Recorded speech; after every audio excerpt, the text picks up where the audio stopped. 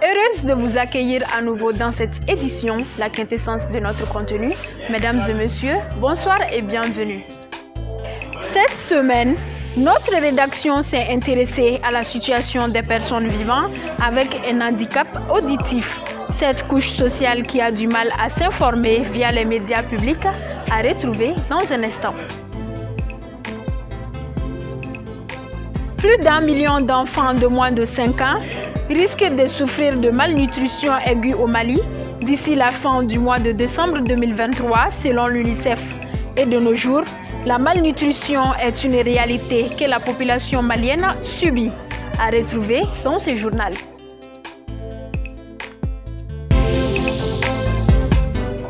Mesdames, Messieurs, une fois de plus, bonsoir et bienvenue dans ce JT hebdomadaire sur Actuel Média. Comme annoncé dans les titres, au Mali, l'accès à l'information des personnes vivant avec un handicap auditif est un tas de problèmes. Dans son article 13, la loi numéro 027 du 12 juin 2018 institue des mesures pour promouvoir l'accès des personnes handicapées au journal et les messages sur la vie de la nation diffusés sur la télévision publique. Mais de nos jours, cette loi n'est pas suffisamment appliquée, d'où se situe le problème. Des réponses dans ce reportage de Diamina Tsoukoté. Au Mali, les personnes vivant avec un handicap auditif constituent 4% de la population générale, estimée à 22 395 489 habitants, selon les RGP A5 de 2022. Les personnes handicapées en général et celles vivant avec un handicap auditif en particulier sont confrontées à de multiples difficultés. Dans son article 13, la loi 2018-027 du 12 juin 2018 institue des mesures pour promouvoir l'accès des personnes handicapées au journal et les messages sur la vie de la nation diffusés sur la télévision publique. Mais de nos jours, cette loi n'est pas suffisamment appliquée selon les constats. Si tu regardes la télévision du Mali aujourd'hui, nos journalistes ne connaissent rien en langue de signes. Les sourds, c'est difficile pour eux de comprendre les informations à la télévision. Normalement,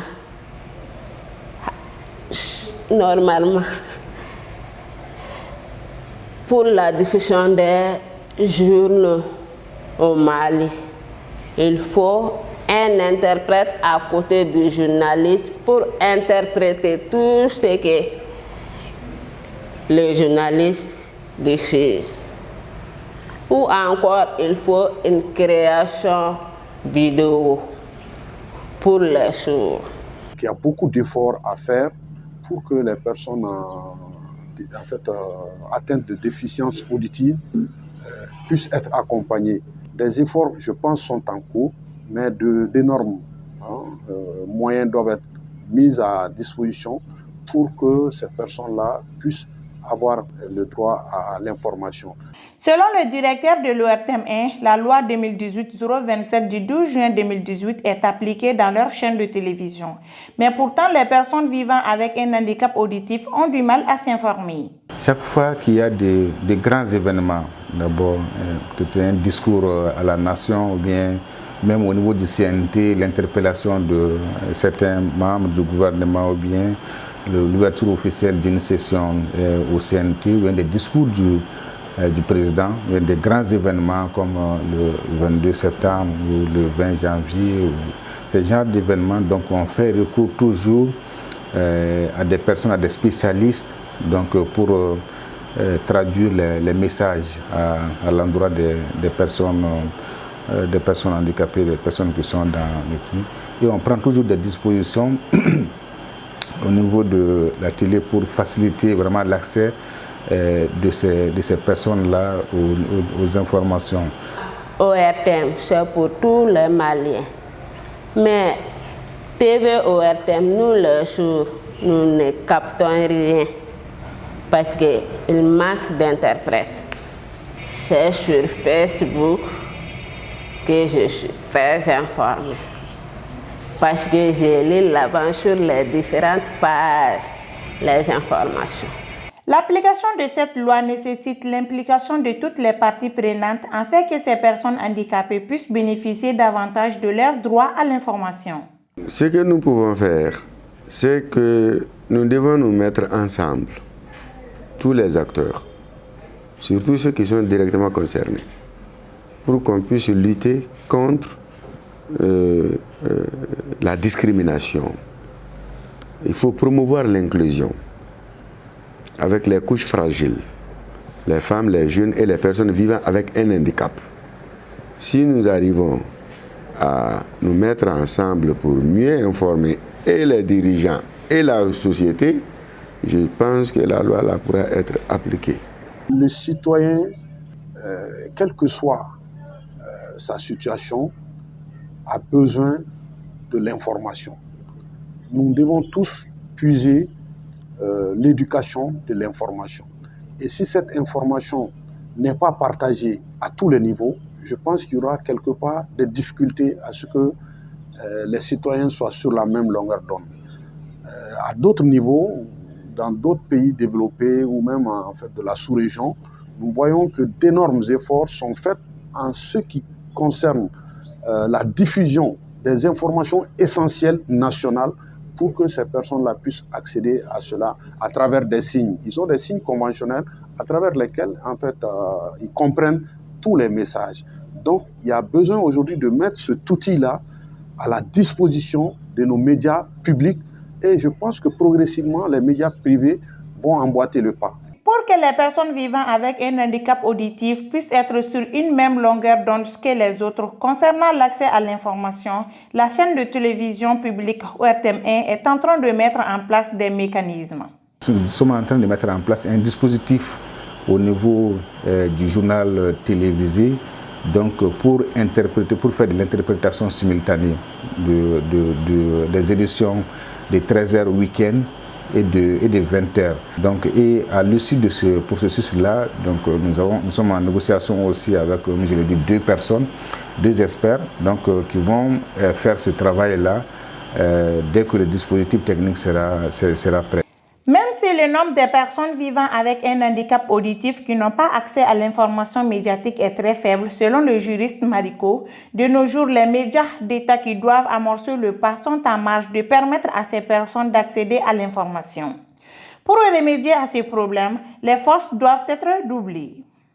Je demande à l'État malien de multiplier la formation des interprètes au Mali. À l'occasion du mois du journalisme et de la communication, il s'est tenu ce mercredi 20 décembre 2023 à l'Intexup une conférence de discussion sur le journaliste traditionnel et les réseaux sociaux.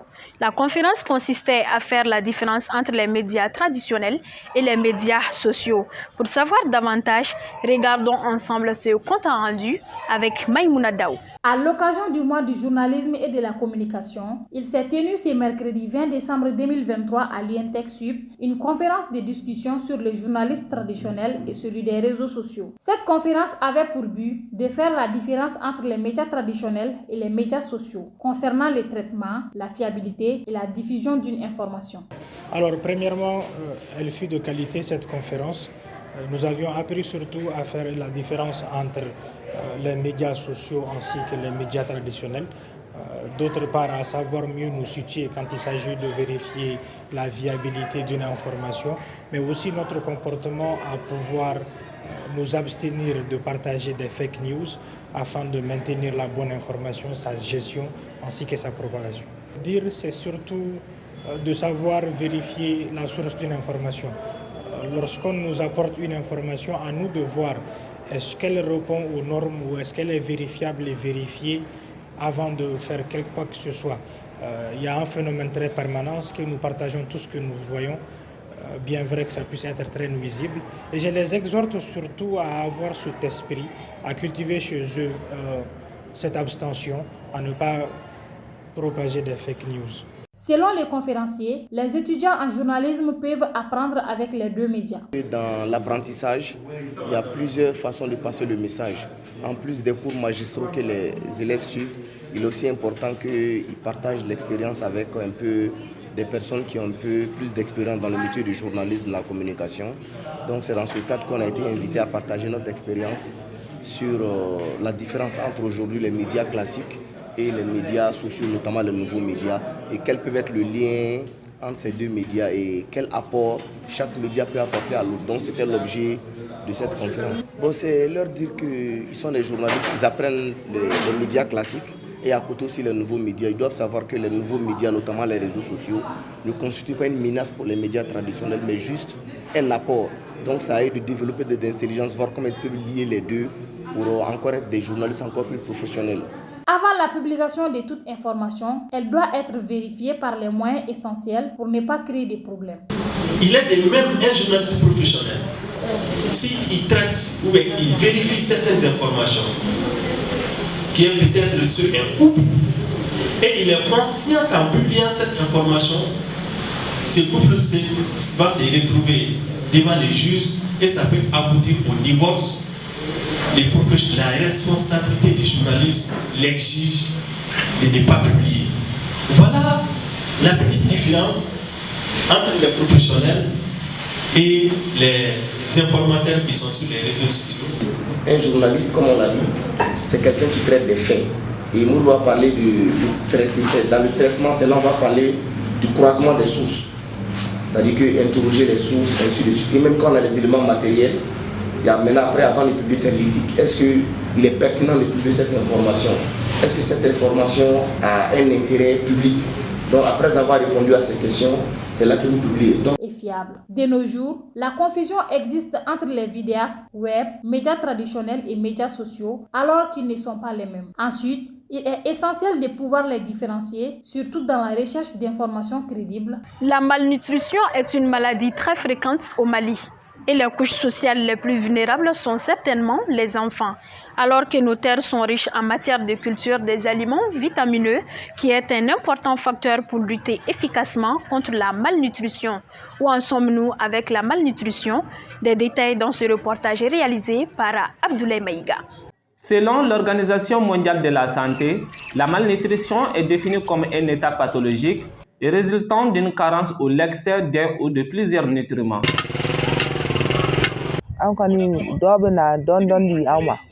On vient nous offrir des denrées alimentaires ici et nous en débrouillons avec.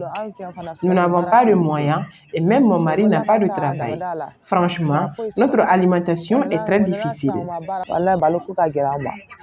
Dans notre pays, la malnutrition est une maladie très fréquente qui peut toucher non seulement les adultes, mais surtout les enfants.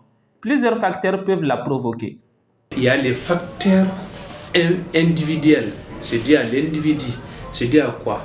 L'automédication, l'ignorance, les grossesses rapprochées, et puis ça peut être aussi les retards de consulter un centre de santé.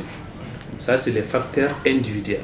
Il y a les facteurs socio-culturels qui est dû à notre culture, à savoir il y a l'interdiction alimentaire, il y a la méconnaissance, c'est-à-dire en matière de santé.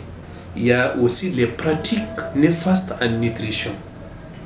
Vous voyez? Donc voilà les socio-culturels. Donc il y a des facteurs aussi organisationnels. C'est-à-dire quand on dit les facteurs organisationnels, c'est les insuffisances des structures de santé, les insuffisances de soins de qualité et puis les insuffisances de l'eau potable. Il peut y avoir aussi des facteurs qui sont liés, ça c'est les facteurs économiques. C'est dû à la pauvreté et puis l'insécurité alimentaire.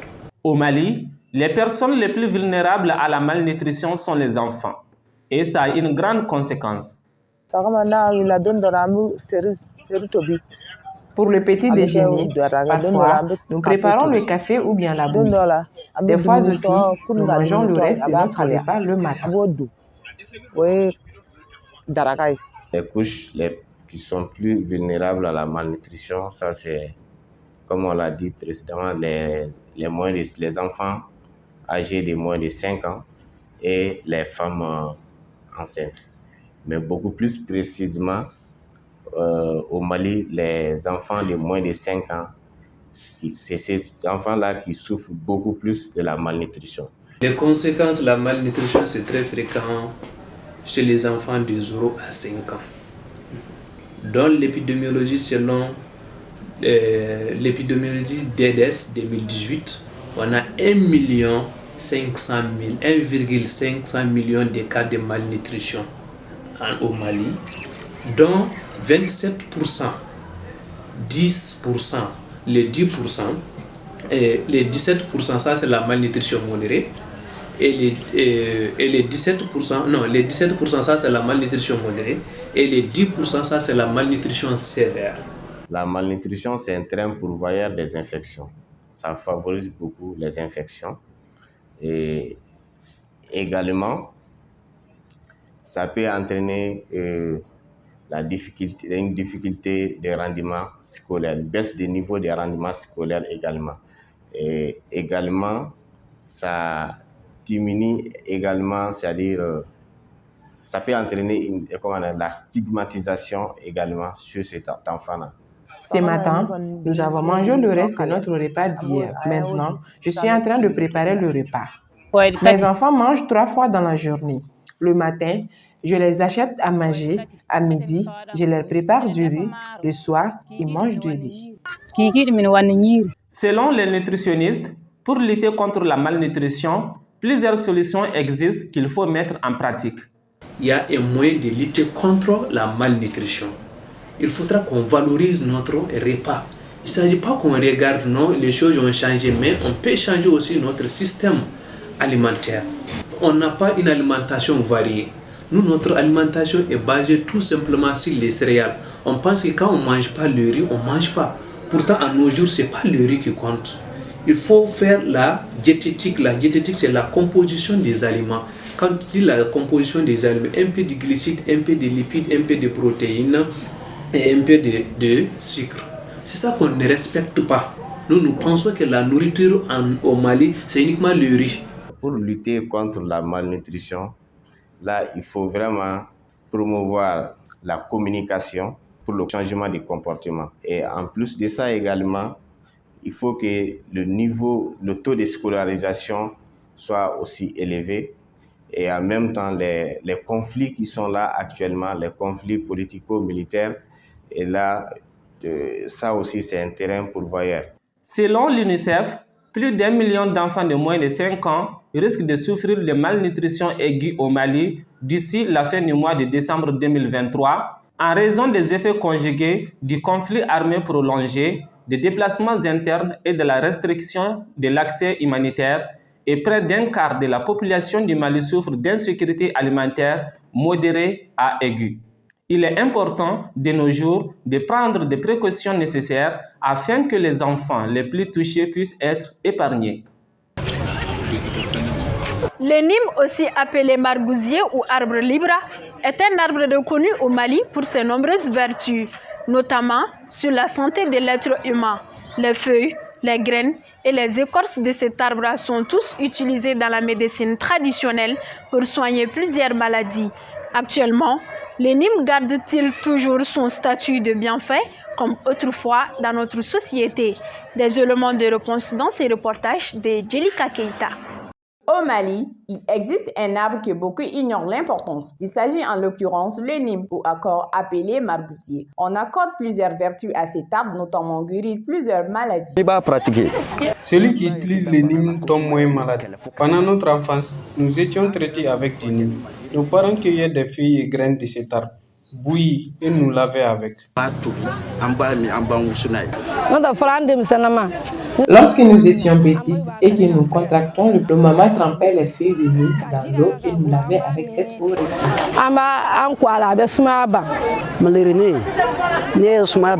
Il n'y a pas de médicament plus efficace contre le paludisme que le Nîmes. Tant que tu utilises les feuilles de cet arbre, tu tomberas moins malade. Moi, je le faisais bouillir avec du citron et boire.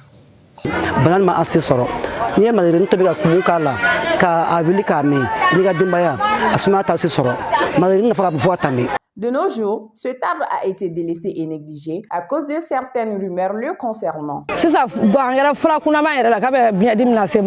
Le Nîmes n'est plus utilisé en tant que médicament, c'est pourquoi il existe plusieurs maladies qui circulent. Tout le monde se traite avec des médicaments pharmaceutiques alors que nous n'avons pas le même moyen pour en acheter.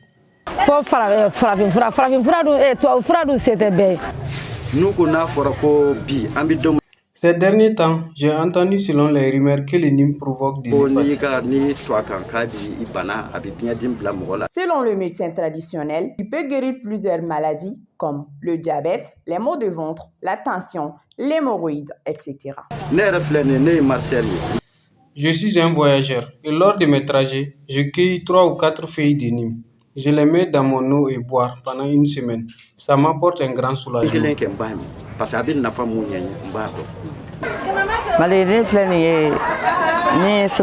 Le Nîmes peut être utilisé pour laver un bébé. C'est efficace contre les maux de ventre aussi, même pour les vertiges et la peur.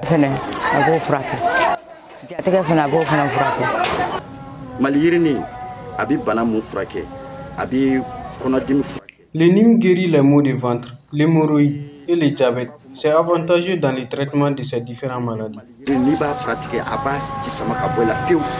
Le margousier peut apporter du bien à l'être humain. Ses graines, son écorce, ses feuilles peuvent être utilisées en matière de santé, toujours d'après le traditionnaliste. Le Nîmes peut guérir plus de 70 maladies.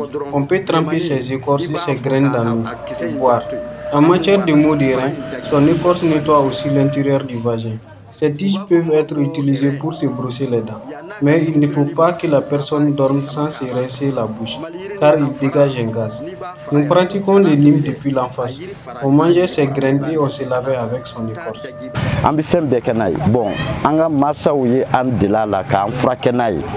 Le Nîmes est un arbre très efficace pour la peau et ne devrait pas être négligé pour toutes les vertus qui lui sont accordées. À présent, l'actualité nationale et internationale en bref et en images avec Nana Kadidia Kone.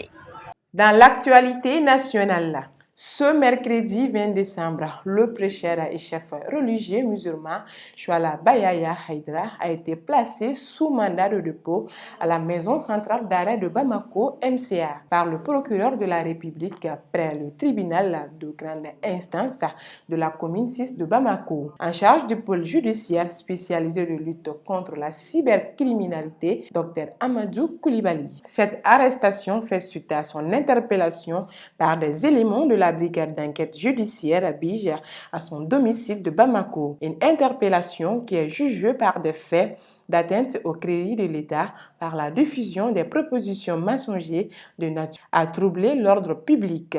Selon une source proche du dossier, son jugement est prévu pour le 12 mars 2024.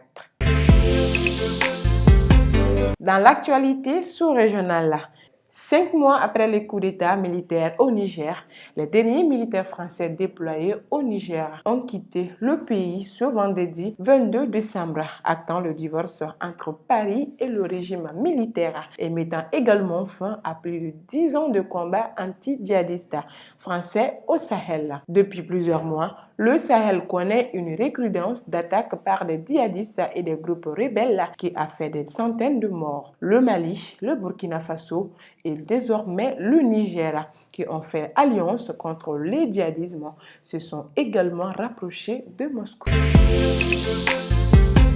À présent, la tension diplomatique entre le Mali et l'Algérie. Le ministre algérien des Affaires étrangères et de la communauté nationale à l'étranger a convoqué ce jeudi l'ambassadeur du Mali en Algérie, Mohamed Amadou Maïga. Cette convocation est une réponse aux autorités maliennes. Pour un rappel, le 20 décembre 2023, le ministre des Affaires étrangères du Mali avait convoqué l'ambassadeur algérien au Mali.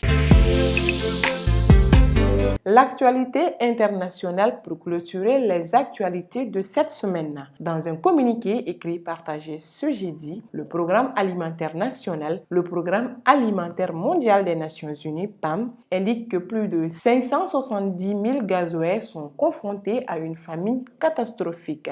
Par ailleurs, le dernier rapport d'analyse de la sécurité alimentaire du PAM pour Gaza a aussi indiqué que l'ensemble de la population de Gaza, environ environ 2,2 millions de personnes est en situation de crise ou pure d'insécurité alimentaire aiguë. À rappeler que selon ce rapport, cette famine peut insister jusqu'à 6 mois prochains si la situation actuelle de conflit intense et d'accès limité à l'aide humanitaire se poursuit. Et c'est tout pour ce journal. Merci à vous de l'avoir suivi et à bientôt pour une prochaine édition. D'ici là, portez-vous bien.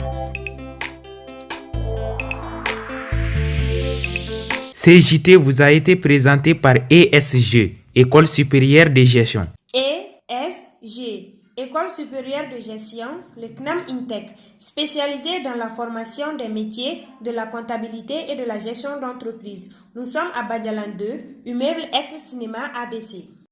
Parce que nous croyons au grand potentiel humain, parce que nous incarnons la performance, parce que l'autonomisation et le perfectionnement de l'édite constituent notre objectif. Rejoignez-nous, Université Bazo, la performance par excellence. OTS est là pour tous vos besoins en matériel électronique et électroménager. Sistra Technologies est une société de prestation de services et de commerce, évoluant dans le domaine des nouvelles technologies de l'information et de la communication, la fourniture de matériels biomédicaux, la bioinformatique. La prestigieuse Université d'excellence est UTG, première université qui offre la formation robotique et électronique révolutionnée au Mali. Et UTG, 80% de pratique et 20% de théorie.